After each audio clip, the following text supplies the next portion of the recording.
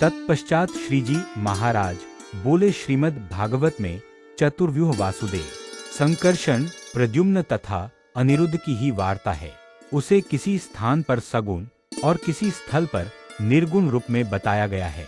यह समझ लेना चाहिए कि जहाँ भगवान के निर्गुण स्वरूप का वर्णन किया गया है वह भगवान वासुदेव के संबंध में है, और जहाँ जहाँ सगुणात्मक वर्णन है वहाँ वहाँ संकर्षण, अनिरुद्ध और प्रद्युम्न को संबोधित करके कहा गया है। इसलिए शास्त्रों में भगवान के निर्गुण स्वरूप का जो वर्णन है उसके पढ़ने और सुनने वालों की मति भ्रमित हो जाती है, क्योंकि वे ऐसा समझते हैं कि भगवान का आकार होता ही नहीं है, यानी वे निराकार हैं। ऐसी धारणा रखने वालों की बुद्धि विपरीत दिशा में भटकती फिरती है तथा शास्त्रों में प्रतिपादित शाब्दिक अभिव्यक्ति को एकांतिक भक्त के सिवा अन्य कोई भी जीव नहीं समझ पाता।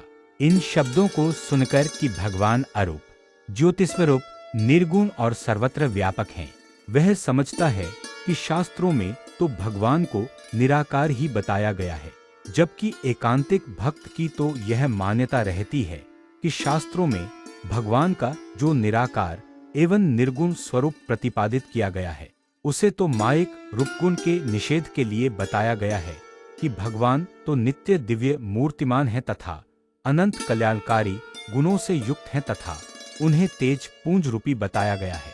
अतएव ऐसा तेज मूर्ति के बिना हो ही नहीं सकता।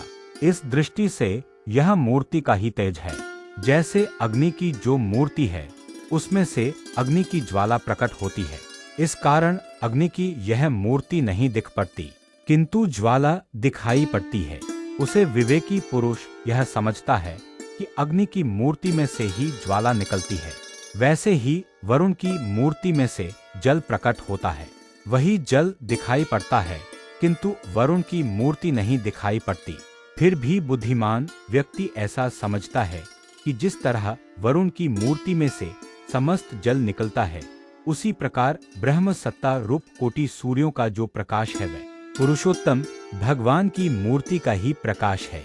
शास्त्रों में ऐसे वचन भी हैं कि जिस प्रकार कांटे से कांटा निकालकर इन दोनों का परित्याग कर दिया जाता है, उसी प्रकार भगवान पृथ्वी का भार उतारने के लिए देह धारण करते हैं और भार उतारने के पश्चात देह त्याग कर डालते हैं। ऐसे शब्दों को सुनकर मूर्ख तो उद्भ्रांत हो जाता है तथा भगवान को निराकार समझता है, परंतु वह भगवान की मूर्ति को दिव्य नहीं मानता। किंतु एकांतिक भक्त तो यह समझता है कि जब श्री कृष्ण भगवान अर्जुन की प्रतिज्ञा को पूर्ण करने के निमित्त ब्राह्मण के पुत्र को लेने के लिए गए, तब उन्होंने अर्जुन के साथ द्वारिका से रथ पर बैठकर प्रस्थान किया और लोकालोक पर्वत को लांघकर मार्ग में पड़ने वाले माया के अंधकार को सुदर्शन चक्र द्वारा दूर कर दिया और वहां से रथ को आगे बढ़ाकर तेजपुंज में प्रवेश किया तथा वे भूमा पुरुष से ब्राह्मण के पुत्र को ले आए थे। श्री कृष्ण भगवान दिव्य मूर्तिमान थे, इसलिए उनके प्रताप से लकड़ी के रथ और 5 भौतिक देह वाले घोड़ों को दिव्य एवं मायातीत चैतन्य रूप प्राप्त हो गया। यदि उन्हें दिव्य स्वरूप प्राप्त न हुआ होता तो जितना माया का कार्य होता है उतना माया में ही लीन हो जाता तथा माया से परे ब्रह्मधाम तक पहुंच नहीं सकती थी।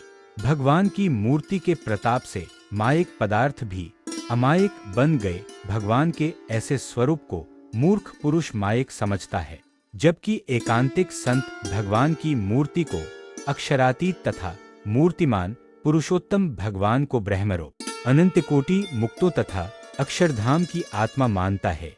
इसलिए चाहे किसी भी प्रकार के शास्त्रों का पठन पाठन करते समय यदि भगवान के निर्गुण रूप का प्रतिपादन किया गया हो तो भी उस स्थान पर ऐसा समझना चाहिए कि इन भगवान की मूर्ति की महिमा बताई गई है, परंतु भगवान तो सदा मूर्तिमान ही हैं। इस प्रकार समझने वाले को एकांतिक भक्त कहते हैं। इति वचनामृतम 66।